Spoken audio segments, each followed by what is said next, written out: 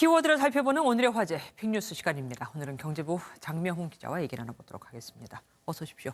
첫 번째 키워드 뭐 준비하셨습니까? 네, 첫 번째 키워드 50만 채 부족입니다. 뭐 지금의 집값을 잡으려면 50만 채를 더 지어야 한다 뭐 이런 겁니까?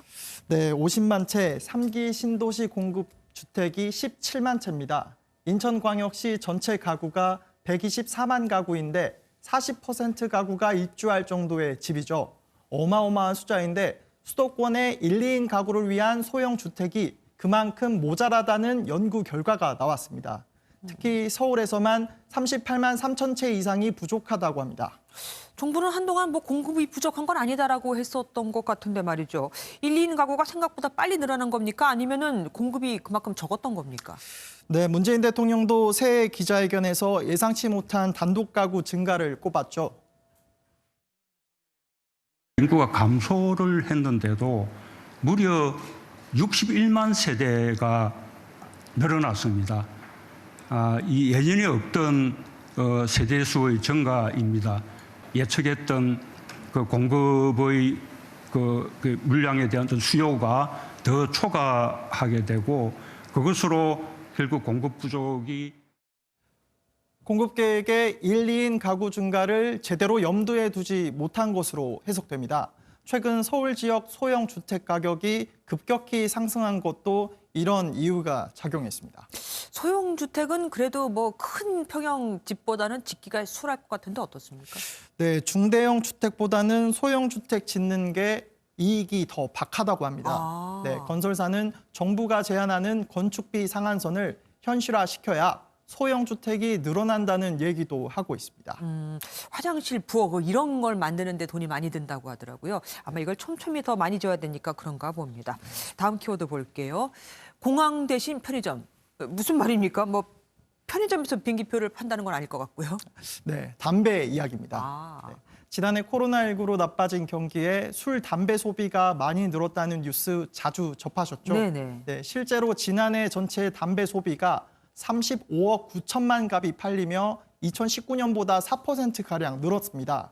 그런데 불경기로 답답해서 담배를 많이 피웠다기보다는 공항 면세점 이용할 일이 없다 보니 면세점 담배 판매가 크게 줄었고 그만큼 국내 담배 판매가 늘었습니다. 국내 담배 판매가 1억 4천만 갑 늘었고요. 면세 담배 판매는 1억 5천만 갑 이상 줄었습니다. 집 안에, 그러니까 집콕하고 있으니까 아무래도 담배를 좀 덜 피우지 않았을까 싶었는데 그런 것도 아니네요. 다음 키워드 보겠습니다. 네, 뒤바뀐 합격자입니다. 오늘 하루 종일 시끄러웠던 연세대학교 피아노학과 입시 전형 그 얘기인가요?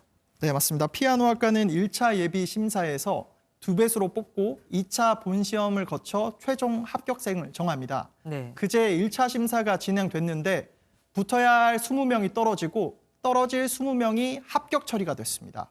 2차 본심사 뭐 다 끝났다고 하던데. 네, 맞습니다. 그 실수로 불합격 처리된 20명에 대해서 내일 2차 시험을 다시 치른다고 합니다. 네. 시험 결과에 따라 최종 합격할 수 있습니다. 불합격인데 합격 통보를 받고 2차 시험까지 치른 20명은 불합격 처리되고요. 불합격인 줄 알고 손 놓고 있던 합격자도 뭐 시험 준비하려니까 좀 급할 것이고 또 합격인 줄 알았던 수험생들의 정신적 피해도 클 것 같은데 나중에 보상 얘기가 혹시 또 나올지도 모르겠습니다. 그런데 마지막 키워드를 보니까 그것도 불합격입니다. 네, 인턴 불합격. 바로 조국 전 장관의 딸 조민 씨가 국립중앙의료원에 인턴을 지원했는데 불합격했다는 소식입니다. 지금 보고 계시는 문서가 오늘 발표된 국립중앙의료원의 합격자 명단인데요. 조민 씨 이름은 없습니다. 근데 인턴 불합격이 논란이 될 정도가 뭐 이유가 있습니까?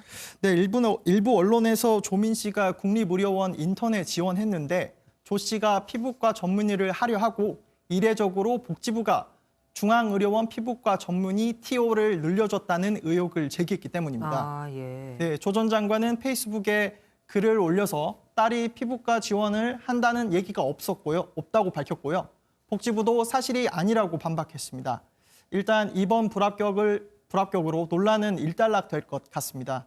하지만 부산대 의전원 입학 당시 허위 경력을 제출했다는 문제를 둘러싸고 아직 논란이 진행되고 있기 때문에 앞으로도 비슷한 논란은 계속 이어질 전망입니다. 그렇겠네요. 지금까지 장명훈 기자와 함께했습니다.